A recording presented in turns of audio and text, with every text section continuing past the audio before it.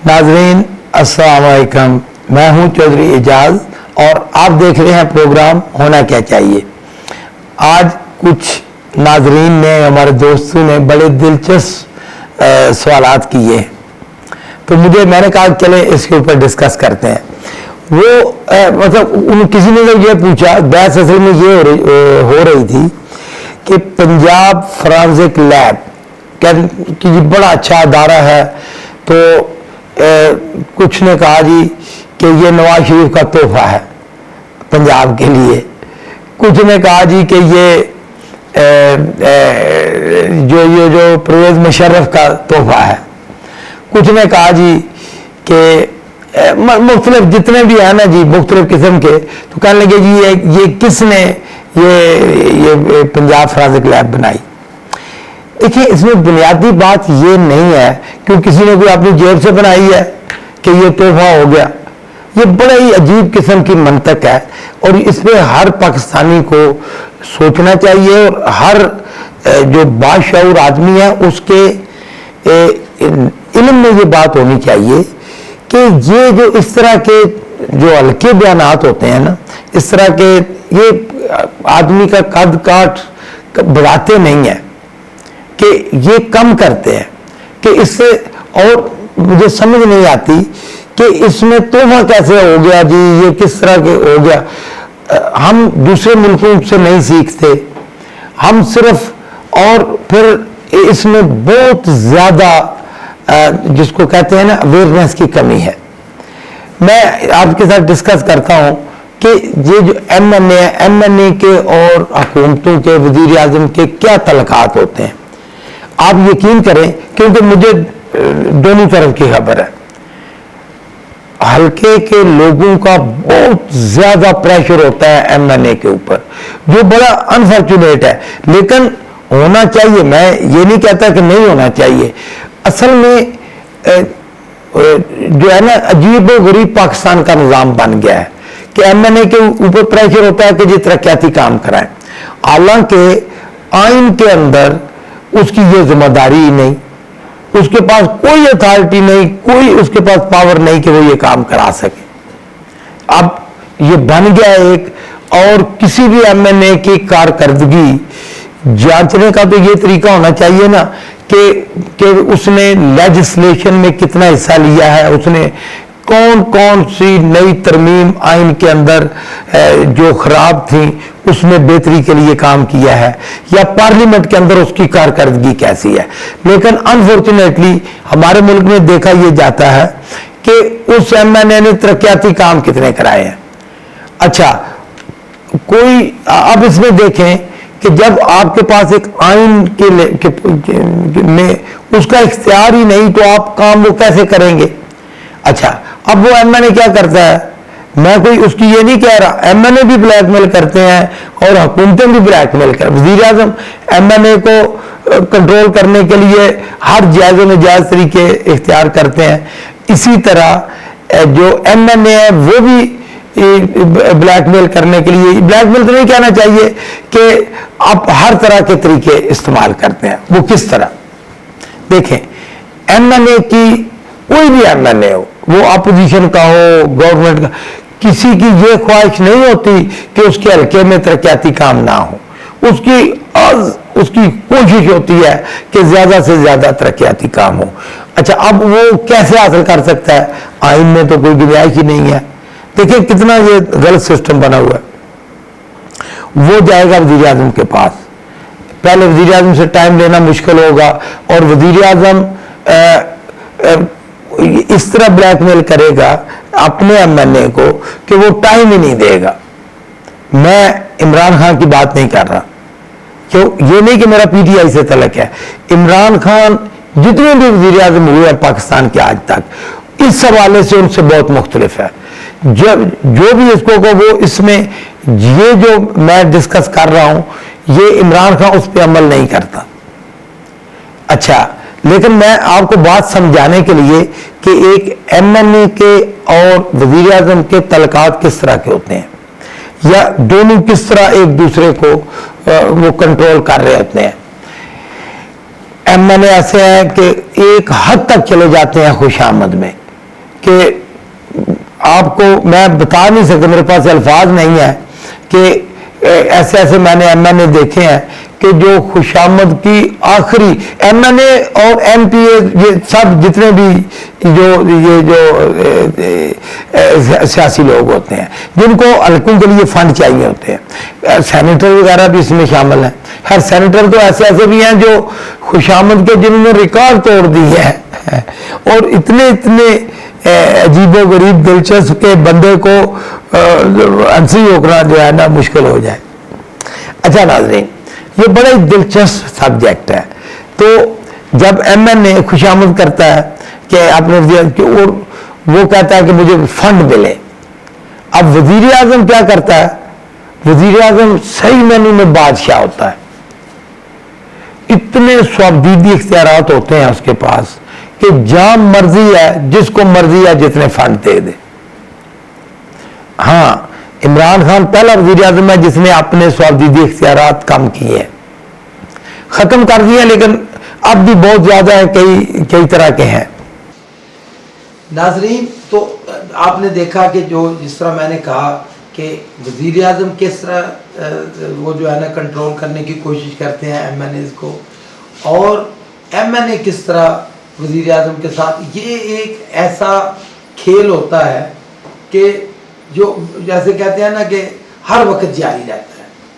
اور یقین کریں اسی جو ہے نا اس میں بڑے بڑے اچھے پارلیمنٹیرین جو بہت نام کما سکتے تھے وہ ضائع ہو گئے, کیونکہ وزیر اعظم سے اگر آپ اختلاف کریں گے تو آپ وہ اپنے ضمیر کی آواز اسمبلی میں جب بھی آپ کریں گے ہلکے یا اپنے ضمیر کی بات کریں گے تو وزیر اعظم آپ سے ناراض ہو جائے گا. جب وزیر اعظم ناراض ہو جائے گا تو آپ کو فنڈ ہی نہیں ملیں گے, آپ کے کام ہی نہیں ہوں گے. جب آپ کے کام نہیں ہوں گے تو ہلکے کے لوگوں کا پریشر ہو جائے گا. تو یہ ایک اس طرح کا مطلب دو طرفہ پریشر ہوتا ہے ایم این اے کے اوپر کہ اگر وہ اپنے ضمیر کی آواز اٹھاتا ہے اسمبلی کے اندر تو ایم این اے ناراض ہوتا ہے, وزیر اعظم ناراض ہوتا ہے. اگر وہ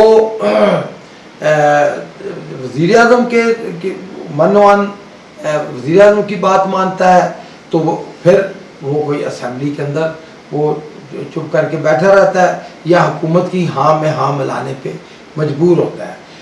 یقین کریں میں اس لیے یہ آپ کے سامنے شیئر کر رہا ہوں کہ میں ان حالات سے گزرا ہوں.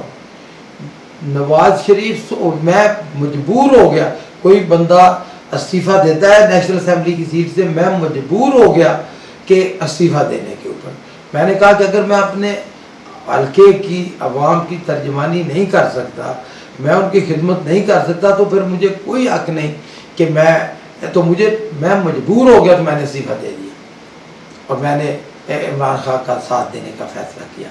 اب ناظرین ہونا کیا چاہیے جو ہم اس سارے ڈسکس کر رہے ہیں, یہ بڑا دلچسپ ہے, ہر ایک کو اس کو سمجھنا چاہیے کہ یہ بڑا نازک ہوتا ہے. جو ہی وزیر اعظم ناراض ہو گیا سمجھیں کہ وہ جو ہے نا اس کے کام ہونے بند ہو گئے, جب کام بند ہو گئے تو حلقے کے لوگ ناراض ہو گئے. تو یہ اب سمجھ نہیں آتی ایم این اے کو وہ کیا کریں. اینیو یہ سلسلہ اتنا یہ کوئی ابھی نہیں شروع ہوا, یہ نواز شریف کی مہربانی ہے, ضیاء الحق کی اور نواز شریف کی, کہ انہوں نے یہ سسٹم انٹروڈیوس کرایا کہ فنڈ دو جی ایم این اے. حالانکہ ہمیں ہونا یہ چاہیے کہ باہر کے ملکوں سے سیکھنا چاہیے کہ باہر کیسے ہوتا ہے. دیکھیں آپ لوگ کہیں گے کہ کہیں جی بلدیاتی ادارے یہ کام کریں, آپ یقین کریں بلدیاتی اداروں میں بھی یہی ایک بات ہے کہ ناظم یا چیئرمین وہ بادشاہ ہوگا, وہ چاہے گا جہاں آپ کی مرضی ہے کہ وہ, اور آپ نے دیکھا ہوگا کہ جو سپورٹر ہوتے ہیں ان کے تو ڈیرے آگے ڈیرے, ان کے تو جانوروں کے جہاں کمرے ہیں وہاں تک بھی پکے روڈ جائیں گے, اور جہاں آبادیاں ہوں گی یا مخالفت ہوگی وہاں وہ نہیں وہ جائیں گے. تو اصل میں ہونا یہ چاہیے کہ ڈیولپمنٹ جو ہے نا پورے ٹھیک ہے, ترجیحات عوامی نمائندوں کی ہونی چاہیے کہ عوامی نمائندے ہی ترجیحات دیں اپنی, لیکن ایک اصول ہونا چاہیے کہ فرض کیا کہ اس علاقے میں اسپتال کی ضرورت ہے یا نہیں ہے. آپ نے دیکھا ہوگا کہ جو اس یا تعلیمی ادارے کی ضرورت ہے یا نہیں ہے. میں آپ کے سامنے ایک مثال رکھتا ہوں. آپ دیکھیں کتنا بڑا پاکستان جو ہے نا آج بھی چھوٹے اضلاع جو ہے نا پاکستان کے جن کو ہم رورل ڈسٹرکٹ کہتے ہیں, جیسے جیلم ہے, جیسے منڈی باؤدین ہے ہمارا, جیسے چکوال ہے, اور بہت سارے جو ہے نا درجنوں میں آپ کا نام بتا سکتا ہوں. لیکن آپ سوچیں, مجھے آپ بتائیں کسی ایک ڈسٹرکٹ میں بھی میڈیکل کالج نہیں ہے. دیکھیں کتنا بڑا جو گیپ ہے. اب ہوتا کیا ہے, یا اچھے تعلیمی ادارے نہیں ہیں. میں نے میڈیکل کالج اس لیے اسپیسیفائی کر دیا تاکہ آپ کو سمجھ آئے, اچھے تعلیمی ادارے نہیں ہیں. اب ہوتا کیا ہے کہ لوگ جن کے پاس تھوڑے سے بھی وسائل ہوتے ہیں وہ مجبور ہوتے ہیں شہروں میں ہجرت کے لیے. اب شہروں کے اندر کیا ہے, جو بھی حکومت ہوتی ہے وہ پلاننگ کے تحت کام نہیں کرتی, وہ ایسے ہی انداز ہوں گے. آپ دیکھیں کہ پنڈی میں کتنے تعلیمی ادارے بن گئے کہ, لیکن اس سے جو ریلیٹڈ اضلاع ہیں جہاں سے لوگ مجبور ہو کے پھر پنڈی اسلام آباد آ جاتے ہیں کہ ہمارے ضلع میں تو اچھے تعلیمی ادارے نہیں ہیں, اچھے اسپتال نہیں ہیں, اچھے ادارے سارے جو ڈیولپمنٹ جس کے لیے گورنمنٹ کے فنڈ استعمال ہوتے ہیں. تو میں کہنا یہ چاہتا ہوں, یا میں ایکسپلین یہ کرنا چاہتا ہوں کہ ایک ایسا سسٹم ہونا چاہیے جیسے یو کے میں ہے. آپ مجھے کوئی بتائے نا یو کے کا کوئی ایم این اے, یا چھوڑے ایم این اے کو, یو کے کا وزیر اعظم بھی اپنی مرضی سے کہیں اسپتال نہیں بنوا سکتا. جہاں ضرورت ہوگی, جہاں پورا کرائٹیریا پورا ہوگا کہ اتنی آبادی ہے تو اسپتال بنے گا, اتنی آبادی ہے تو کالج بنے گا, یا جہاں پہ اور کرائٹیریا ہیں, رورل ایریا ہے اس کے اپنے کرائٹیریا ہیں, تاکہ بڑے شہروں کی طرف لوگ ہجرت نہ کریں. تو ناظرین, ہونا یہ چاہیے کہ جس طرح کا ڈیولپمنٹ کا فارمولہ یا کرائٹیریا یو کے کا ہے, یا امریکہ کے اندر ہے, یا فرانس کا بھی بڑا زبردست ہے, وہی اسی کو یہاں پہ اختیار کریں. یہ نہیں ہو کہ ایم این اے کہے کہ جی, یا کوئی اور ڈسٹرکٹ چیئرمین کہے جی کہ ہم ادھر اسپتال بنا دیں, حالانکہ پہلے بھی اسپتال ادھر ہو تو ایک اور بنا دیں ساتھ میں. آپ نے دیکھا ہوگا کہ ایک کالج ہے اس کے ساتھ ایک اور بنا دیا آپ نے, اور جس کا زور چلتا ہے. اور پھر آپ نے دیکھا ہوگا, آپ نے سنا ہوگا کہ اس سکول کے اندر تو جی کسی زمیندار نے بھینسیں باندھی ہوئی ہیں. یہ اس لیے ہوتا ہے کہ جہاں ضرورت نہیں ہوتی یا جہاں کرائٹیریا پورا نہیں ہوتا وہاں پہ وہ ادارے بن جاتے ہیں اور پھر ان کا غلط استعمال ہوتا ہے. تو ناظرین, آج ہم نے جو ڈسکس کیا ہے کہ ایم این اے کس طرح حکومتوں کو بلیک میل کرتے ہیں, یا وزیر اعظم کس طرح ایم این اے کو کنٹرول کرتے ہیں, یہ اتنا دلچسپ سبجیکٹ ہے اور اس میں اتنی انفارمیشن ہے کہ میں ایک اور ویلاگ آپ کے ساتھ شیئر کروں گا. لیکن ابھی یہ ویلاگ کا مقصد یہ ہے کہ آپ اس کے اندر پارٹیسپیٹ کریں, اپنی رائے دیں, اور جو سوالات آپ کے ذہن میں آئے ہیں وہ مجھے لکھیں. اور اس کے علاوہ اور بھی میں آپ کو دوسرے جو سبجیکٹ ہیں وہ بھی آپ شیئر کر سکتے ہیں. جیسے آپ نے دیکھا کہ انڈیا اور چائنا کے اندر بڑا زبردست معاہدہ ہوا ہے اور بڑا ہی خفیہ ہے, اور روس اس کا گرانٹر بنا ہے. کہ ایک اور ویلاگ میں آپ کے ساتھ شیئر کرنے پر بڑی دلچسپ ہے کہ خطے پورے اس ایشیا کے حالات ایک مطلب اتنی تیزی سے بدل رہے ہیں کہ ہم اس سے آنکھیں بند کر ہی نہیں سکتے.